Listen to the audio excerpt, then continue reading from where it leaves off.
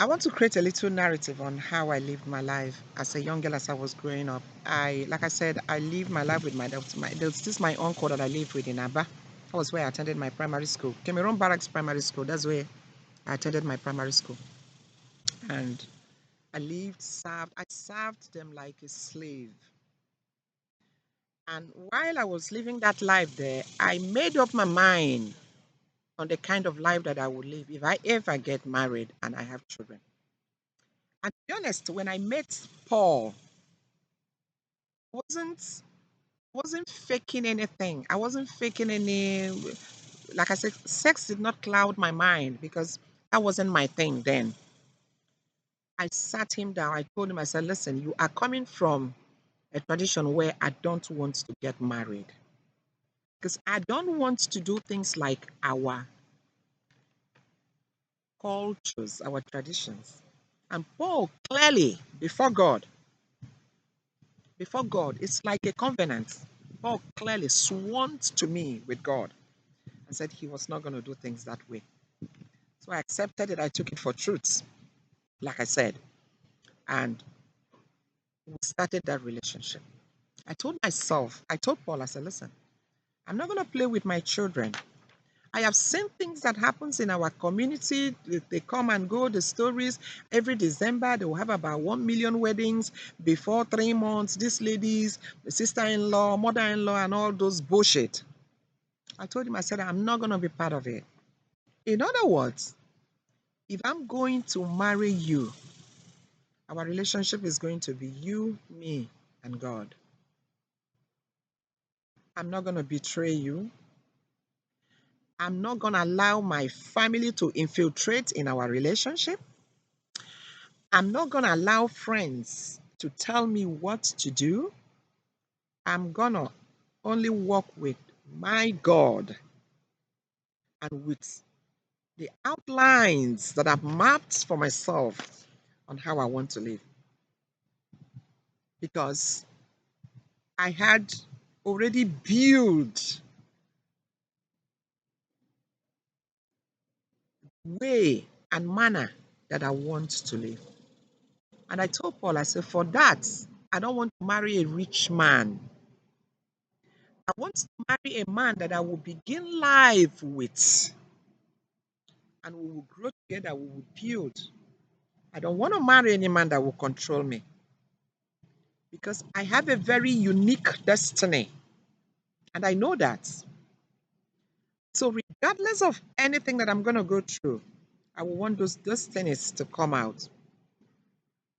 If I have children, if God blesses me, I will be able to impart myself and the way I've seen life to my children. If I don't have children, however, which could be possible because I said it, I said, then I will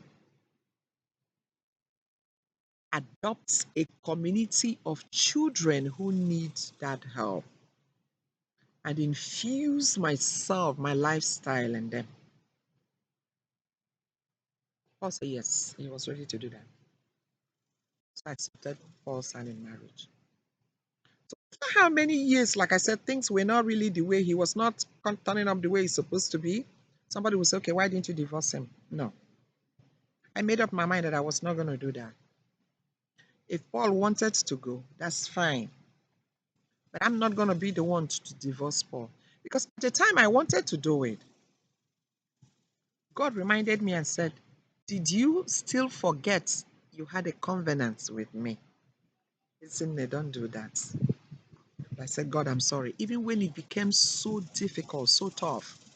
So even when American government was asking me, what is your problem that you don't want to handle this man?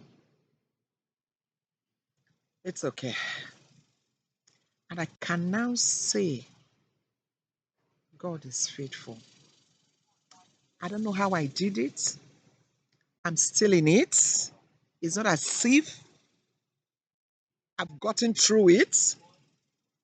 But I want to thank God for all that He has done for me. I want to thank God for all that God has done. Because God is faithful. There is no one like Him. I want to thank Him for all that He has done. So I'm glad. I'm still asking God to help me to be able to be a blessing to the community because I have a lot to do. There's a lot in my hands to do, both in America and in Africa. I want God to help me to be a blessing to my community because God is faithful. Everything that people are pushing themselves through, people get depressed, people do drugs, I realize that God can carry you. It doesn't matter what you go through. Because I remember Paul challenging me, Shay, I know how to pray. I should go and pray, let God deliver me now in this one. I told him, really, Paul? I said, okay, thank you. Do whatever you want to do.